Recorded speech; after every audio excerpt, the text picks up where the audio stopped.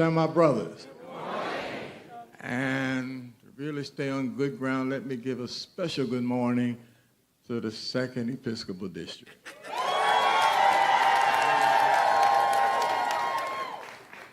My brothers and sisters, when I was assigned to the 6th District in 2016, I went to Georgia angry. Not because I was in the 6th, but I said to them I was angry because we had just completed the 2016 election, and the orange man won that state by 4.5 percentage points. Less than half of the blacks in Georgia voted, and made a vow that that would not happen again while I was in Georgia. And I met a young woman who was a minority leader in the state assembly by the name of Stacey Abrams.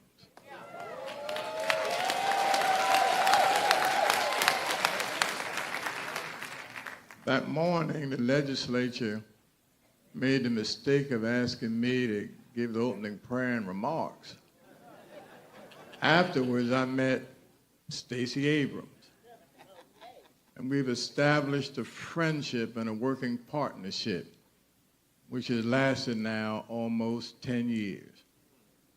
And let me say, without any fear of contradiction, I've not met anybody more committed, more determined, and more faithful to seeing that blacks realize political power than Stacey Abrams. And she is such a phenomenal leader that the last 8 years they've spent in Georgia doing everything they can to block her from becoming the governor of the state. First of all, in 2018, the Republican nominee happened to be the Secretary of State, who's in charge of giving oversight to elections. Should have excused himself from being Secretary of State, but did not. And just before the election, deleted over 500,000 voters from the rolls. Most of them look like me and you. He just happened to win by 0.5%. If those persons he had not deleted from the rolls had been allowed to vote, he would never have been governor, and Stacey Abrams would still be governor. And they said, we got to do something about this sister. She's a bad sister. So then they came and passed SB 202. Everything in that bill was designed to block her. Everything. So, brothers and sisters, we are facing a challenging time in this country. And blacks, a lot of our folk have not passed this way before. Most blacks in this country today were born after the civil rights movement. And so we've got to show them what we got to do. So I'm delighted to present this author, and she's an outstanding author. I'm pleased to present this attorney, an outstanding attorney, and this political leader. I am proud to present to you one of this nation's most outstanding leaders, and someone in whom I have absolute confidence, and especially in times like this. You join me in giving a great round of applause to Stacey Abrams.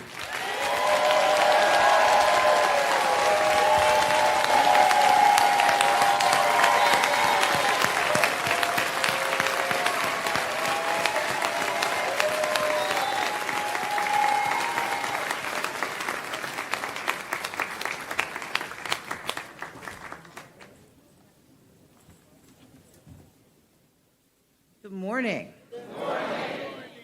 Thank you, Bishop Jackson, for such a warm and honest introduction. I want to acknowledge, I don't say replacement, but the new bishop in these parts, Bishop Mitchell and Supervisor Mitchell. I'm actually UMC, but Bishop Jackson's been doing a really good job of trying to change my mind. All right, come on, girl. It's not going to work. My parents are United Methodist ministers, so he can try really hard, and y'all can do. It apparently works, but I'm holding strong. It is my honor to be with you this morning because we are in dire times. But there has never been a time that has been so hard that people couldn't get the work done. And when Bishop Jackson reached out to me about being here today, when he said it was not a convention of bishops, but a convention of lay leaders, that meant that I had to change my schedule and be here. And I want to say thank you. But also recognizing that order having been established, you all changed your rules for me. I appreciate that too. We are in a moment that this nation thought couldn't happen, that this world imagined was not possible because we are the oldest continuous democracy in the world. We are the most diverse democracy in the world. And we are the most tenuous democracy in the world. We are tenuous because we have so much power and so much promise that is easy to fall for a flim-flam artist. Because we think we're impervious to being bamboozled. If you've ever watched a Las Vegas magician show, if you've ever watched a hypnotist, they get you not because they're actually good at what they do, but because you overestimate who you are. And in this nation, we have overestimated the strength of our rules because so much of what we believe is grounded not in the written rule, but the norms. We haven't done, therefore it will not happen. But when we think that way, we forget our history. This is a nation born in both liberty and slavery at the exact same time. This is a nation that was born for religious freedom and to impose religious oppression at the exact same time. We stole from Native Americans because we did not understand their faith and therefore denounced it in the celebration of Puritanism. And so we've got to remember that we are a living dichotomy, and that makes us vulnerable. But we are also children of a Lord that makes us impervious to permanent harm if we remember who we are and whose we are. I've recently been talking about the 10 steps to autocracy. When you think about how nations fall, whether we're talking about Burkina Faso or Venezuela, whether we're talking about Turkey or Hungary, we have a litany of nation states that elected leaders and then fell to autocrats. And in the 20th century, that was often done through the might of the military. But today it's done through the power of the ballot. And the thing is, they've confused us by thinking that if they don't show up with guns, they're not aiming at us. But when you have elections that are, when we erode the trust of elections by purging millions of voters from the rolls because they didn't vote, not because they cheated, but because they simply they used their constitutional right to not have an opinion, which we also should remember in this country. You have a constitutional right not to have an opinion. But when we know that around this world, we live in democracies where people have the right not to vote, and yet in the United States of America, that is cause to take away your right to vote. We live in a nation where our leaders are kidnapping people off of the streets and putting them in concentration camps and sending them to foreign nations without due process. And that means that we are under the grip of autocracy. And I know this is an international audience, and so I'm going to keep my remarks both specific about America but broad to all of us because we're in this together. The first step to autocracy, as I was pointing out, is no longer a military coup d'etat. It's an election. Because, you see, they've now convinced us to go ahead and give the man the power, and it's almost always a man.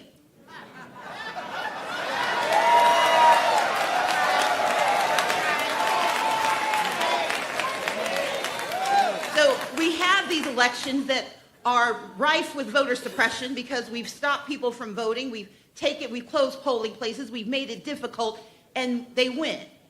Not by large and landslide margins, but by 2 million people in a nation of 330 million. It was 77 million to 75 million. I'm here to tell you margins matter. So they win elections. And then the next thing they do, that flim-flam artist that now has the title, bless you, of president, decides that they are going to use this power because they think it's theirs. But let's be clear, he's not in charge of anything. There's a whole cabal behind him writing up what he needs to say, and you can tell because he's got to look at the paper before he says it. But it doesn't really matter because an avatar is an avatar. You don't have to have, you just need one person to pretend to be the person in power for the real power to take hold. And so what they're doing is they are using this moment, this man who has built an extraordinary following, but they're using it to expand executive power. Executive order after executive order that has about as much truth as the fiction that I publish. And I'm a pretty good writer, but I know my stuff isn't true. But they published executive order after executive order expanding the reach of presidential power because they want to see how far they can go before we say stop. And it happens in nation after nation, in state after state. You give someone an inch and they will not just take a mile, they will take your country. Then the next thing that happens, once they've expanded their understanding of executive power, you've got to stop the competing powers. That's step 3. You make your Congress or your legislature complicit. You convince them that they can't keep their jobs if they do their jobs, and so they sell out the people who gave them their jobs.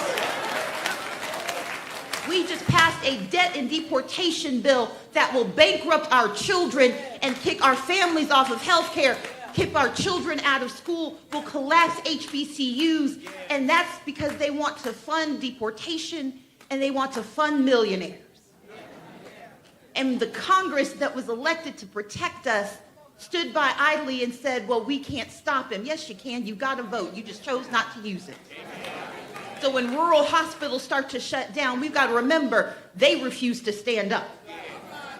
But it's not enough to stop the congressional or the legislative power because in the United States and in most democracies, there are 3 branches: the executive, the legislative, and the judiciary.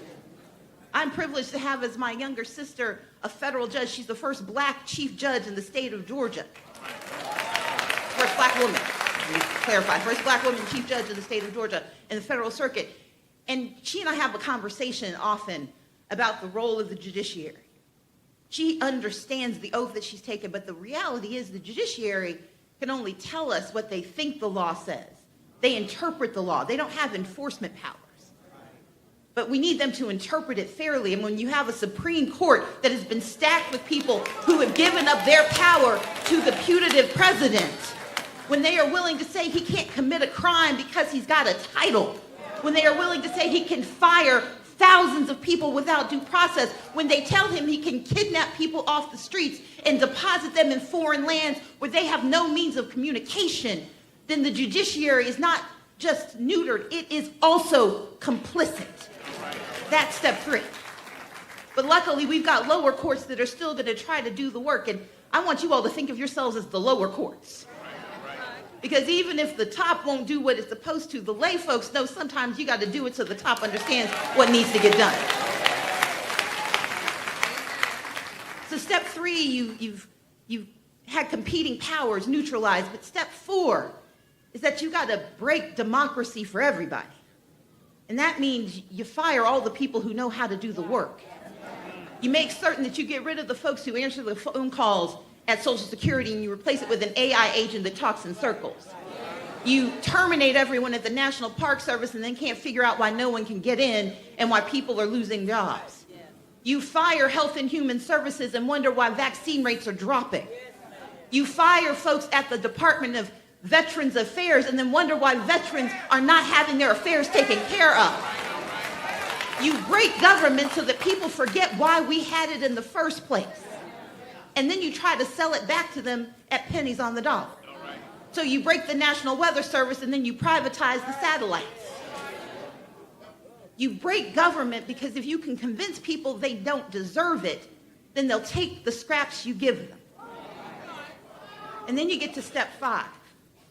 And step 5, you got to make sure the people in charge are not loyal to the people or even to the party. They've got to be loyal to the putative president.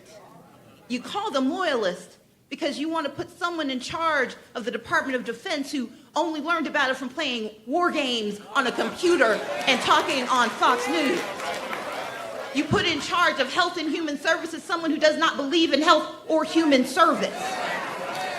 You put someone in charge of the Department of Agriculture who says she intends to mass deport to make certain that automation takes farmers' jobs and that anyone on Medicaid that they can force into conscripted work take up the slack. You have a labor secretary who does not believe in labor. Because when you replace people who are not loyal to the people, but loyal to a person, you don't have to break anything else because they'll do the work for you. So once you've done those first 5 steps, you get to step 6 because you've broken everything, but you can't let people know what you've done. So you sue ABC and CBS and NBC. You threaten to defund PBS and NPR. You take the Associated Press, who helps everybody, you take them out of the room so they can't hear what's happening. You criticize the press so we don't trust them, and then you put up something you call Truth Social so you can lie to us with ease. You create echo chambers of propaganda that become the only way people can know what's happening. And you convince us we can't trust each other so that the only truth that you hear is not true at all. It's just loud. Then you get to step 7. And Bishop has heard me talk about step 7. Because once you've broken everything, once you've destroyed the trust amongst folks, once you've created international famine because we've defunded USAID, once you've stolen health care from those foreign and domestic, once you've broken America, you got to blame somebody for it. And that's why you go after DEI. You see, diversity, equity, and inclusion, they don't dislike the letters, they dislike the values. They are terrified of diversity, they despise equity, and they are offended by inclusion. But if you are going to break everything, it's got to be somebody else's fault, so you blame immigrants who did nothing but try to take care of themselves and their families. You blame transgender children for playing soccer and say that they're somehow responsible for inflation. You go after the LGBT community, you go after the black community, you go after women, you go after the disabled, you go after anyone you can blame because you know they can't fight back. You go after the vulnerable and the dispossessed because you know that they are the ones who are most easily blamed because that's what we've always done. And in this room, we should understand that they go after DEI. The very first executive orders he issued were about DEI, and we thought it was about whether or not he liked black folks going to Harvard. No, he doesn't like people of color. He doesn't like women. He doesn't like difference. He is terrified that if you find your way here, you might figure out how to do it right. They go after DEI because DEI works. Because DEI is the 13th and 14th and 15th Amendments. It's the Americans with Disabilities Act. It's the Family Medical Leave Act. It's Title IX that let women have access to education. It's Title I that created the Department of Education. DEI is how we made this nation great already. And they are going after it because if they can't blame us, they've got to take responsibility themselves. So now you go to step 8. Because once you blamed everybody, we then try to help them. And step 8 means that you go after civil society. You go after the churches, and you start accusing them of doing ungodly things. You go after the law firms, and you tell them that if they sue to stop bad from happening, you will take away their ability to make their jobs work. You go after universities because, my God, teaching is a terrible thing. You go after community organizers and you arrest them and you smear their names. You go after philanthropies by saying they're funding the wrong things. Because if you can stop the helpers from helping the dispossessed and the dispossessed can't get access to government, then you've broken enough of America that there's very little left to do except for step 9. And step 9 is that you pit us against each other. You encourage private violence, political violence. You militarize the National Guard to stop protesters in Los Angeles. You arrest Ras Baraka for standing outside a building saying, "What are you doing inside and why can't I see it?" You arrest Congresswoman McIver and you accuse her of obstruction because she asked the question that her oath required her to ask. You encourage private violence because you send the Marines to stand in front of elementary schools so you can find which foster children are children who have no documents because humanity now has to come with paperwork. That is who they are, and that is what they're doing. But the thing is, if you can scare enough people, if folks believe that if I show up at that protest, I could get hit with a beanbag round, if I speak up, I could be arrested, we stop talking. We stop showing up. We stop engaging because what violence convinces us of is that it's not worth the possible pain. But our freedom has always been born of refusing to believe that it's free.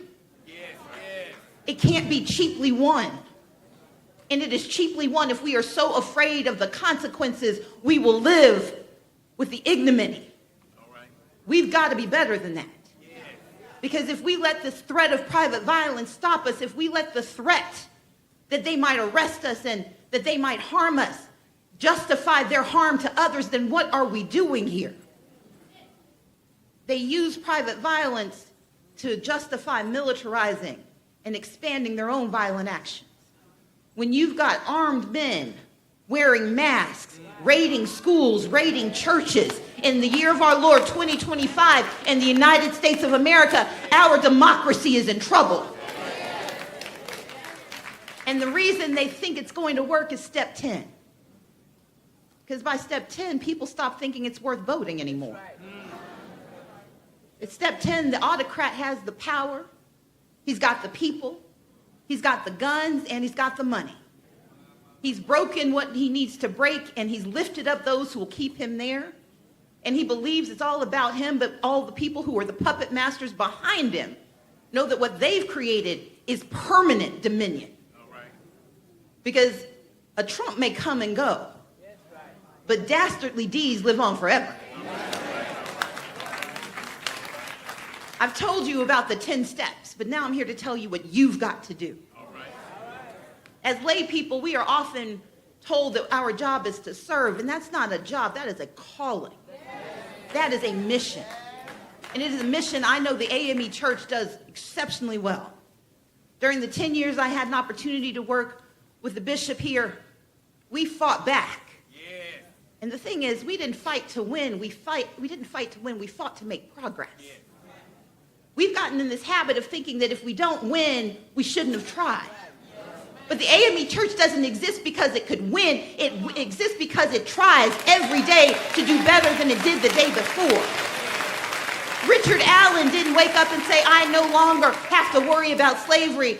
He said slavery will continue to exist, so I must fight as long as it does. Our faith tells us that it is not ours to have the victory. It is ours to have the fight. And that is what today is about. That is what this moment is about. That is what this world is about. We have to respond to the slashing of Medicaid benefits by finding out which friends of ours need insulin and making sure we pool our money together to get them their needles. When they slash SNAP benefits, we don't wring our hands. We set up food banks and we service the poor. We don't wait for someone to tell us the harm they are in. We ask, how can I help? And we don't lord it over them that they need help. We tell the Lord we are glad to be able to be of help. That is our responsibility in this moment. It is our job to find lawyers for those who are being arrested, and if we have a degree, to use it. It is our job to teach civics to the young and to the old and the in-between. Because people don't know what they're losing because they never knew what they had. So you might have Bible study on Wednesday, but have civic study on Thursday. We got to tell people who we are and what we are entitled to. They can't take a power you know is yours. You have got to be the ones to do it. We can't wait for those in charge to tell us what we have to do, and they may not invite me back. But I'm here to tell you, I don't wait for permission. I don't ask for forgiveness. If I see there is a problem, it's my job to take steps, to take action, to move forward. And in this moment, if there is not a sense of urgency that we've got to solve these problems, who are we waiting for? There is a story told of the man who was in his house and a storm came. And he said, "Go, Lord, please save me." And there was a police officer came and knocked on the door, and the police officer said, "Sir, come with me." He's like, no, the Lord's going to save me. And the water started to rise, so he went up to the second floor of his house. And the water kept filling up, and he was like, "The Lord's going to save me." And so he got a call from an ambulance. They said, "Sir, we're outside. We've got a ladder at your roof, at your window. If you climb down the ladder, we'll take you to safety." He's like, no, the Lord's going to take care of me. And the water rose even higher, and he went to the roof. And the water had covered the whole neighborhood. He could see nothing but the waves, and a boat bobbed by, a boat that said, "We can take you to safety, sir. Just climb aboard." And he said, "No, my God has got me." And the man drowned.